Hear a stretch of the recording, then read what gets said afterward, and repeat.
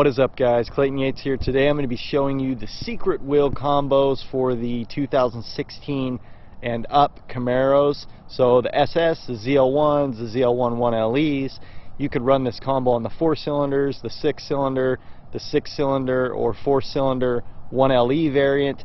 There may be some slight modifications needed, but this is a bolt-on and go application right here, meaning you don't really need to do anything. You can bolt this set on. This is 19 by 11 front and rear, so very wide setup in a 19, so it's still really obviously good looking. These are a very strong wheel. So a lot of times when people are looking for race wheels, they think lightest, the lightest wheel I can find, the best. No, you want a strong wheel. So a light wheel is not always great.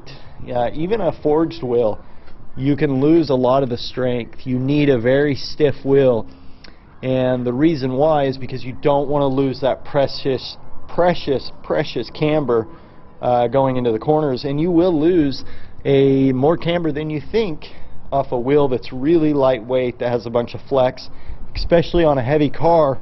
This car weighs over 3,600 pounds, but that option right there is your 19-inch option. So this right here is the front.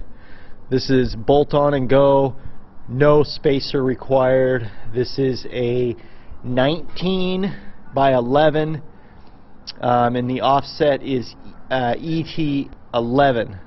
And you can tell a big difference here. This is the rear. This is an ET43. This is also bolt on and go, no modification needed. And then you can run a square setup. So you can run either a 305 3019 or you can run a 315 3019 square. So these are both rears. Apex sells that as a rear wheel, and that's the same wheel right there. They're 18 by 12 with a ET41, but in the front, to make it work, you run a big spacer.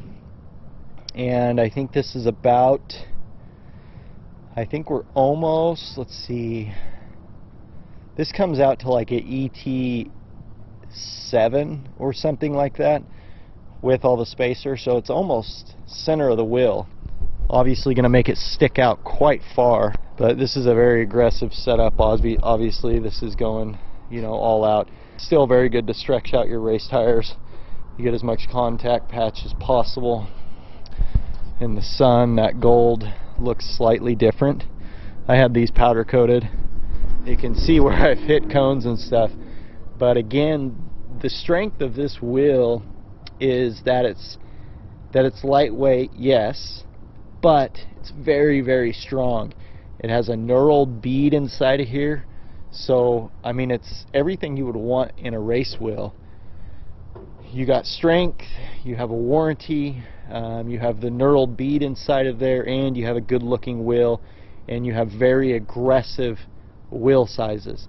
There's not many companies that are going to sell you an 18 by 12 to bolt on a street car, and the reason why is because you're getting a very aggressive in that setup. You typically, no street car would need that. But a race car, you want everything you can get as far as tire grip. Again, this is still a very aggressive setup, 19 by 11. It's only an inch different, but it's not as aggressive as that, and you can't rotate this setup. This you can rotate front and rear, so you can get even a little more tire wear out of a tire that already wears really well. So if you have any questions on what wheels will and won't work for your car, let me know. Even the Mustangs, I know quite a bit of what'll work and what won't for those. But if you're doing a bolt-on and go option right here, if you're going for an all-out lap record every last tenth, this might be slightly better, but it's yet to be proven. This weekend I'm actually going to be testing 18s, these 18s and a 12 versus a 19 and 11. So the 11 has 2 strikes against it,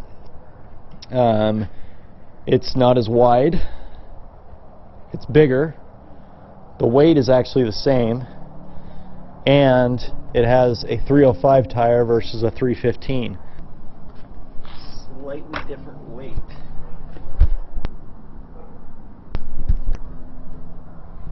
As rotating mass counts, you know, if you go titanium lug nuts or something, you're not going to be able to see a difference in that. But it's worth, you know, if you're going for everything, stuff like that obviously adds up.